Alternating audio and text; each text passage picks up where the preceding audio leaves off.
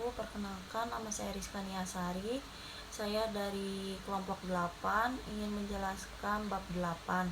Untuk Bapak dosen yang saya hormati, Rizal Jailani SEMM, terima kasih atas kesempatan kali ini untuk saya presentasi. Jadi di sini saya akan presentasi judulnya peran wirausaha dan etika bisnis. Pendahuluan.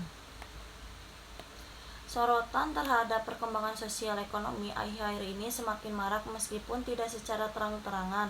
Jelas bahwa masalah yang hendak dikemukakan adalah praktik dunia usaha yang tidak sehat. Banyak seminar, tulisan, serta komentar para cendekiawan mengenai topik-topik krisis moral seperti korupsi, kolusi, oligopoli, manipulasi, dan sebagainya.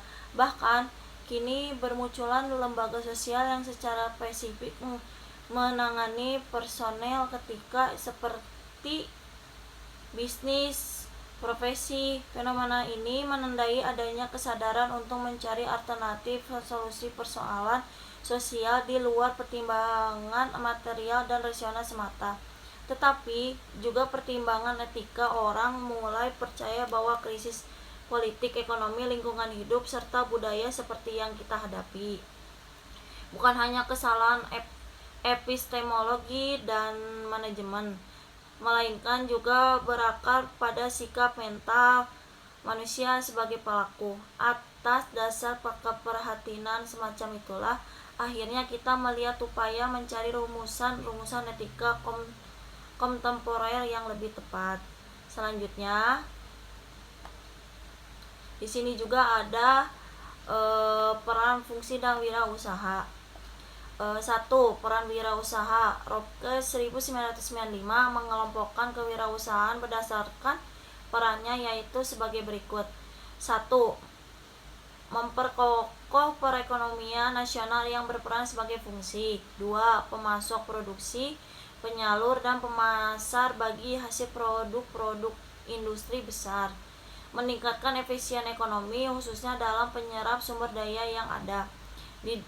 Dipandang sebagai sarana perindustrian, pendapatan nasional, alat pemerataan dalam rataan pendapatan. Ada fungsi mikro juga. Peran wirausaha adalah penanggung risiko dan ketidakpastian, mengombinasikan sumber-sumber ke dalam cara yang baru dan berbeda untuk menciptakan nilai tambah dan usaha-usaha baru. Menurut Marzuki Usman 1997, secara umum wirausaha adalah menciptakan nilai barang dan jasa di pasar melalui proses. Di sini juga ada peran etikanya. Ada 1. Batasan etika dan akhlak. Kegagalan etika bisnis bukan terletak pada ketidaktahuan atau keengganan para pelaku bisnis untuk menyelenggarakan bisnis secara etis, faktor internal, melainkan terletak pada faktor eksternal. Hal ini disebabkan oleh 2 hal berikut. Yang pertama, konsep normatif yang kaku syarat dengan rambu-rambu moralitas yang menjadi bagi praktik bisnis di lapangan. Kedua, lingkungan bisnis yang tidak kondusif bagi berlakunya bisnis secara etis. Hal ini mudah dipahami karena bisnis adalah kegiatan yang terfokus pada uang, efisiensi, dan ekspansi.